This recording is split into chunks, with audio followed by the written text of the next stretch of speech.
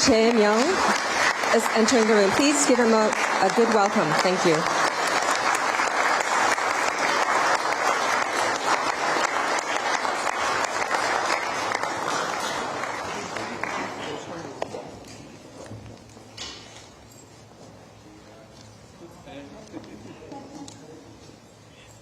감사합니다.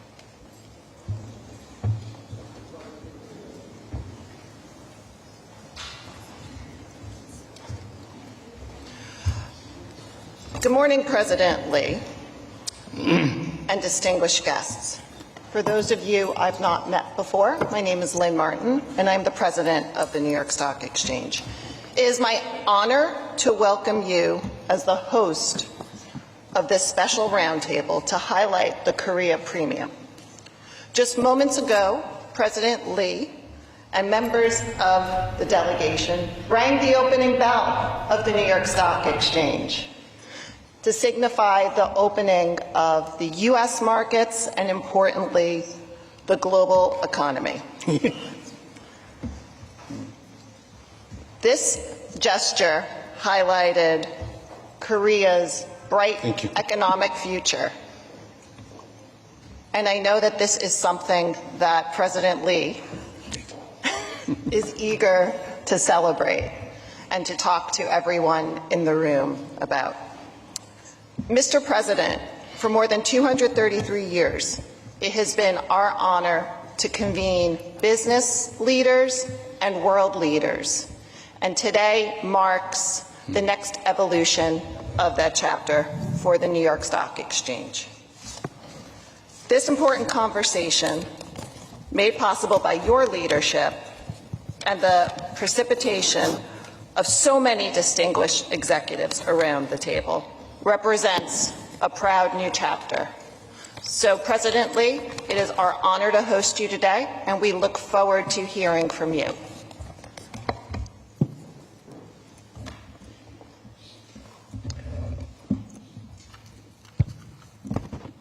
제가 얘기하면 되나요? 네, 이렇게 많은 분들이 함께해 주셔서 고맙습니다. 그리고 저 개인적으로도 뉴욕 증권거래소는 꼭 한번 와보고 싶었는데 이렇게 또 환영해 주셔서 진심으로 감사드립니다. 미국은 자본주의 시장 경제를 이끌어가는 선두주자인 동시에 핵심이기도 합니다. 대한민국은 역시 미국의 지원과 협력으로 6.25 전쟁에서 살아남았고 또 그 엄청난 협력과 지원 덕택에 해방된 식민지 중에 유일하게 민주주의와 또 경제적 번영을 동시에 이뤄낸 유일한 나라가 됐습니다. 지금은 새로운 국제 질서가 만들어지고 있는데 이제 새로운 길을 또 찾아 나가야 되는 혼란의 시기이기도 하지만 우리 대한민국으로서는 새로운 기회를 가지게 됐다라고 생각합니다. 시간이 그렇게 많지 않으므로 대한민국 시장 경제 상황에 대해서 대한민국 대통령으로서 몇 가지 말씀을 드리려고 합니다. 미국 시장도 사상 최고치를 연일 갱신하고 있지만 대한민국 시장 역시 사상 최고치를 계속 갱신하고 있습니다. 제가 대통령 선거 기간 동안에 이런 말씀을 드렸어요. 우리 민주당이 그리고 이재명 대통령이 당선되는 것 그 사실만으로도 대한민국 주가지수가 3,000포인트를 넘어서게 될 것이다. 실제로는 그 이상으로 지금 주가가 오르고 있습니다. 여러분 중에 일부는 알고 계실 수도 있는데 대한민국 주식시장은 저평가되어 있는 게 분명하죠. 예를 들면 PBR도 1이 되지 않습니다. PER 역시도 매우 낮은 상태죠. 저개발 단계 국가들의 PBR이나 PER보다도 훨씬 낮습니다. 대체 왜 그럴까? 대한민국 기업들의 개별 실력 그리고 실적은 정말로 높이 평가할 만한데 주가는 왜 그렇게 낮게 형성되어 있을까? 여러분도 다 아시죠? 몇 가지 원인이 있습니다. 그 첫 번째는 한반도의 지정학적 리스크죠. 혹시 전쟁이 지금 정전 중인, 휴전 중인 나라인데 또 군사 밀도도 높고 혹시 무슨 일이 생기지 않을까? 그것도 영향을 미칠 겁니다. 또 한 가지는 매우 부끄러운 일이기도 한데 기업 경영이나 지배 구조가 매우 불투명하다, 불공정하고 불합리하다라는 것입니다. 좋은 주식이라고 사놨는데 어느 날 보니까 갑자기 물적 분할이나 뭐 이런 걸 통해 가지고 알맹이가 싹 빠져나가는 그런 황당한 일이 벌어지기도 하죠. 그 외에도 여러 가지 많습니다. 세 번째는 시장의 불공정성이죠.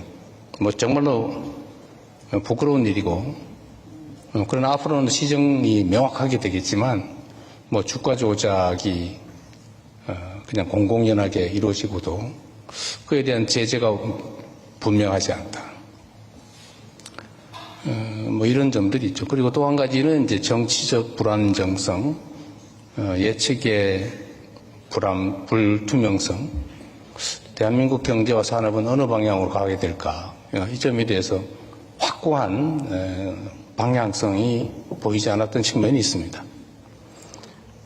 그리고 외국인 투자자들이 한국 시장에 투자하는데 약간의 장애 요소들도 있었던 게 사실이죠. 그런데 이게 이제 다 바뀔 겁니다. 대한민국 국민들도 이제 그 점을 믿죠.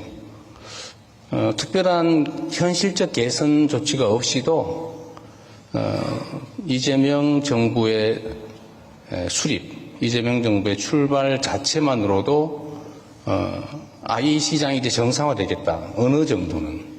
그 기대만으로도 주가는 올라갈 수밖에 없는 거죠. 지금도 올해 전 세계에서 가장 많이 주가가 올랐지만 압도적으로 많이 올랐죠. 그러나 여전히 주가 수준, PBR 기준으로는 겨우 1.0을 살짝 넘은 정도, 그 정도에 불과합니다. 뭐 PER도 마찬가지죠. 앞으로도 계속 개선될 가능성이 저는 많다고 생각합니다. 새로운 정부는 몇 가지 조치를 할 계획이고 실제로 하고 있습니다. 그 첫 번째는 시장의 불투명성, 예를 들면 주가 조작이나 불공정 거래 이런 점에 대해서 아주 가혹하다 싶을 정도로 엄정하게 대응해서 결코 부당한 거래를 통해서 부당한 이득을 얻을 수 없게 만들 겁니다. 제가 대한민국에서도 이렇게 얘기했습니다. 이 주가 조작하거나 시장을 왜곡하면 패가 망신한다. 이 영어로 번역이 잘 안 될 수 있는데 완전히 망한다. 그런 뜻입니다. 실제로 그렇게 하고 있어요. 합동조사단이 아주 지금 활동을 열심히 하고 있습니다. 앞으로도 계속 할 거고, 아예 불투명한, 불공정한 거래는 꿈도 꿀 수 없는, 정말로 그런 비정상적인 행동을 통해서 부당한 이익을 노리면, 그야말로 완전히 망해버리는, 그것이 결코 시도할 수 없는 그런 시장을 만들 겁니다. 또 한 가지는 지금 여러 차례 두 번에 걸쳐서 상법 개정을 했는데 기업의 이 불합리한 의사결정 구조 이거를 아주 합리적인 의사결정 시스템으로 바꿀 생각입니다. 지금 두 번에 걸쳐서 뭐 아시는 분 계실 겁니다. 예를 들면 이사의 책임이 주주에 대해서도 직접 책임을 진다. 라고 바꿔서 소수주주들 또는 일반 투자자들이 결국 손해보지 않게 부당하게 취급되지 않도록 제도적으로 보완해서 특정 주주만의 이익을 위해서 의사결정을 하거나 경영을 하게 되면 엄청난 손해배상에 심하면 형사처벌까지도 받게 이렇게 만들어놨습니다. 또 한 가지는 2차 상법 개정을 통해서 기업 내 의사결정에 주주들이 공평하게 참여할 수 있게 이렇게 만들어놨고, 세 번째 지금 3차 상법 개정도 지금 하고 있는 중인데, 물론 저항이 없는 건 아닙니다만 그러나 해야 될 일이기 때문에 실제 시행하게 될 텐데, 예를 들면 세금세 제도의 개혁을 통해서 더 많은 배당이 이루어지게 한다든지, 또는 자사주를 취득해서 경영권 방어를 위해서 이기적으로 남용한다든지 이런 것들을 못하게 만드는 3차 법률 개정, 제도 개선도 하고 있습니다. 그 외에도 필요한 것들이 있다면 아주 합리적인 기업 의사결정과 경영이 이루어지게 하는데 필요한 제도들은 예외 없이 다 도입할 생각입니다. 그리고 세 번째, 이게 사실 중요할 텐데, 한국의 지정학적 리스크, 남북 대치, 군사적 대치 때문에 오는 불안정성, 이로 인한 저평가 문제도 앞으로 많이 개선되게 될 겁니다. 제가 말씀드릴 수 있는 것은 대한민국은 전 세계에서 군사력이 주한미군 전력을 빼고 자체 군사력 수준이 세계 5위입니다. 엄청난 군사력을 가지고 있죠. 북한의 1년 국민 총생산, 1년 GDP보다 대한민국의 현재 국방비가 1.5배에 가깝습니다. 그러니까 1년에 북한이 생산하는 총량보다 대한민국 1년 국방비가 1.4배예요. 비교가 안 되죠. 그리고 아는 것처럼 대한민국의 방위산업의 수준이 엄청나게 높죠. 아마 생산 능력, 소위 납기를 맞추거나 주문을 소화하거나 또 기술력이나 성능이나 가격 측면에서 지금 아마 물론 첨단 기술 분야에서는 일부 미국이나 일부 국가에 좀 뒤지는 건 사실이지만 대체적으로는 압도적이죠, 대한민국이. 엄청난 국방 산업 능력을 가지고 있고, 앞으로 저희는 국방비 지출을 트럼프 대통령의 요청도 있기도 하지만 꼭 그거와 관계없이도 자체 국방력 강화를 위해서 국방비 분야의 지출을 대폭 늘릴 생각입니다. 한 나라의 국방은 그 나라 자체적으로 다 책임져야 되겠죠.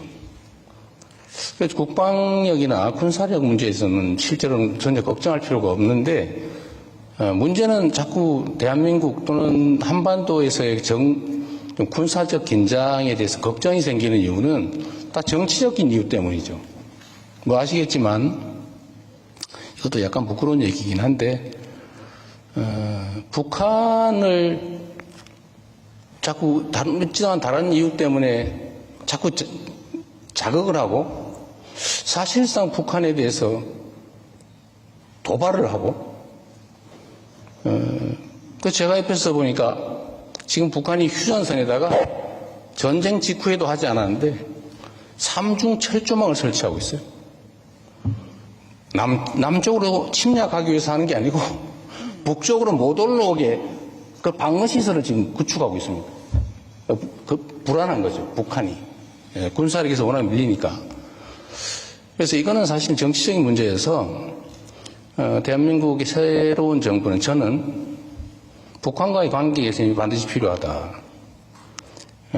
군사적으로 압도하는 건 기본적으로 중요한데 그건 바탕일 뿐이고, 군사적 긴장이 높아지는 게 경제적으로 손실을 가하기 때문에 평화롭게 서로 대화하고 소통하고 피차간에 도움되는 길을 찾자, 이렇게 생각하고 있습니다. 또 그러기 위한 실질적 조치들도 우리가 선제적으로 먼저 하고 있죠. 제가 트럼프 대통령께도 이런 말씀을 드렸습니다. 북한은 체제 유지를 위해서 경제력이나 다른 국가 역량으로는 비교가 안 되니까. 소위 비대칭 무력, 핵무기 개발에 수십 년 동안 매달렸고, 또 미국과의 협상을 위해서든 자기 체제 유지를 위해서든 미국에 도달할 수 있는 핵폭탄을 싣고 미국을 폭격할 수 있는 대륙간 탄도미사일 ICBM을 계속 개발하고 있죠. 거의 아직 성공은 못한 걸로 보이는데 거의 마지막 단계에 소위 대기권 재진입 기술 요것만 남겨놓은 상태라는 겁니다. 그것도 곧 해결될 가능성이 높아요. 뭐 다 아시는 것처럼 러시아와 우크라이나 전쟁 때문에 생긴 특수한 관계들, 북한과 러시아 간의 군사 협력이 강화되면서 뭐 또 새로운 우리로서는 위협 요인, 북한으로서는 기회 요인이 생기게 되겠죠. 그래서 제가 트럼프 대통령께도 이런 제안을 드렸던 겁니다. 제가 정치적 수사로 한 얘기가 아니고 진심으로 한 얘기예요. 북한이 체제 유지를 위해서 필요한 핵무기는 이미 충분히 확보한 걸로 보여진다. 그런데 1년에 계속 핵탄두 15개에서 20개 정도를 만들 수 있는 핵물질을 계속 생산하고 그 핵폭탄 제조 능력도 키우고 있다. ICBM, 미국에 도달할 수 있는 ICBM, 핵탄두를 싣고 미국에 도달할 수 있는 그 ICBM 기술도 거의 막바지에 다다랐는데 이걸 계속 그냥 방치하게 되면 매년 15개에서 20개 정도의 핵폭탄은 계속 늘어나고 ICBM 기술은 점점 발전해서 결국 북한 체제 유지 방어를 위해서 필요한 양을 초과하는 핵무기는 그럼 어떻게 할 것 같으냐. 우려되는 점은 다른 나라로 또 수출하겠죠. 그럴 가능성이 많죠.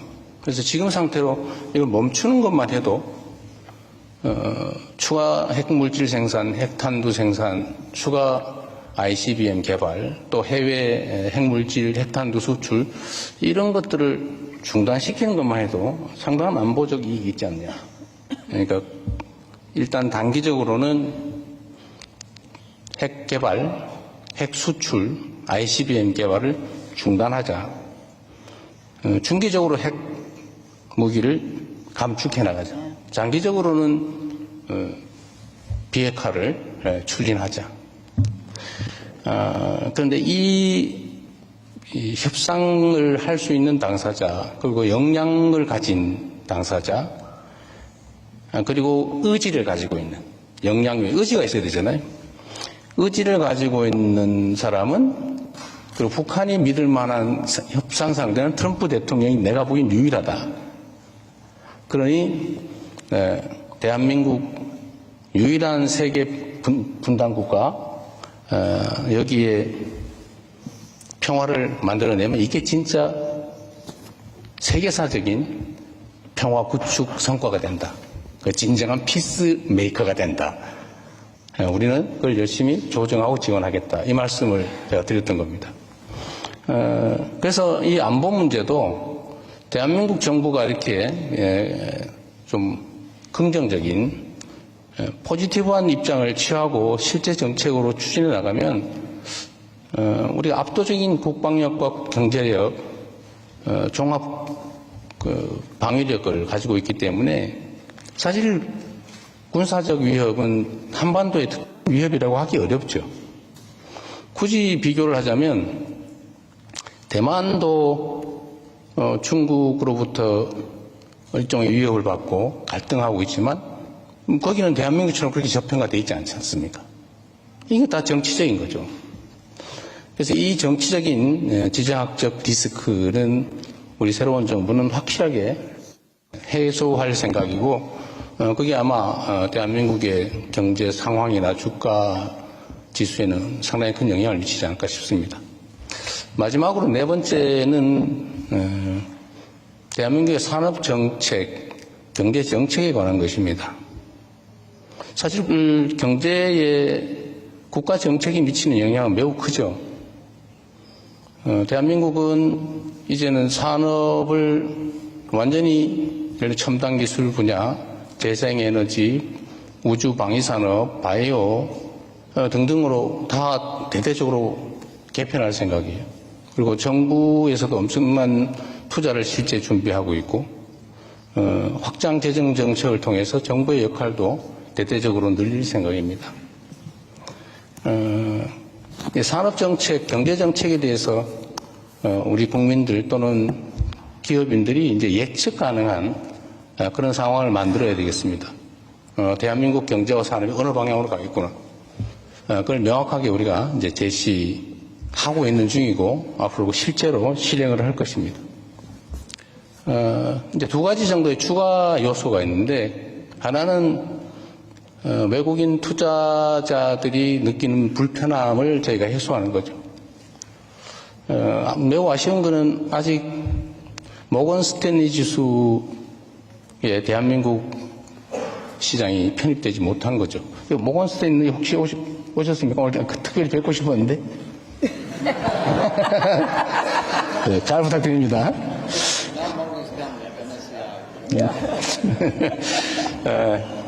MSCI에 이제 우리가 편입되는 것은 우리가 이제 준비 정도가 부족하기 때문인데 그 중에 제일 핵심은 역시 이제 역외 환거래 시장 문제라고 제가 들었습니다.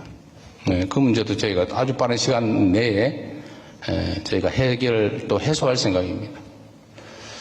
그런 외국인 투자자들의 투자에 불편함이 없도록 그런 필요한 조치는 충분히 할 생각이고 지금 외국환 거래 시장도 지금 시간 제한이 꽤 있는데 그 시간 제한을 거의 없애는 방향으로 저희가 지금 만들고 있습니다. 또 한 가지 아까 대한민국에 부동산 투자하시는 분이 계시던데 제가 농담으로 그렇게 말씀드렸습니다. 부동산보다는 주식으로 좀 방향을 바꾸시는 게 어떻겠습니까?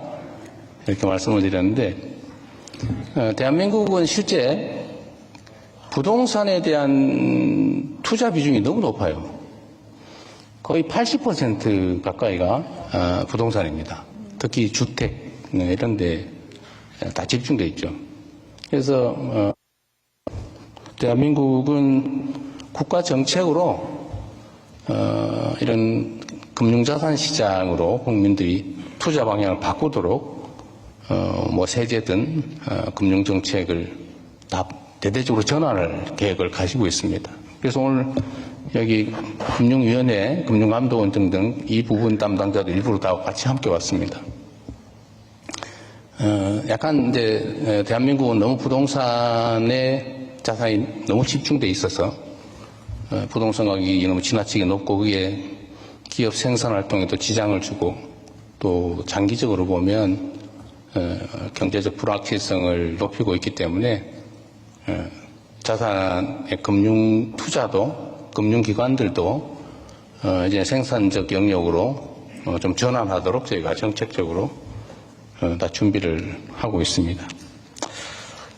제가 말씀드리는 게 좀 길었는데 여러분의 의견도 조언도 듣고 싶습니다. 마지막으로 제가 아까 우리 회장님께 따로 한 말씀을 드렸는데 저희가 이렇게 대대적으로 체질 개선을 하고 있는 중인데 여러분들이 대한민국 시장에 관심 가져주시기를 오늘 이렇게 부탁을 드리긴 하지만 이게 분명히 한국 시장은 좋아질 건데 물론 제가 100% 보장을 할 수 없습니다만 여러분들이 한국 시장에 투자하기 전에 우리 대한민국 국민들이 먼저 많이 좀 사놔야 이 시장이 개선되었다는 이익을 우리 국민들이 더 많이 누릴 텐데 너무 빨리 들어오실까 봐 걱정이 되긴 합니다. 네, 오늘 여러분들의 좋은 말씀 들어보기로 하고 제가 말씀은 드리는 것은 여기서 마치도록 하겠습니다. 고맙습니다.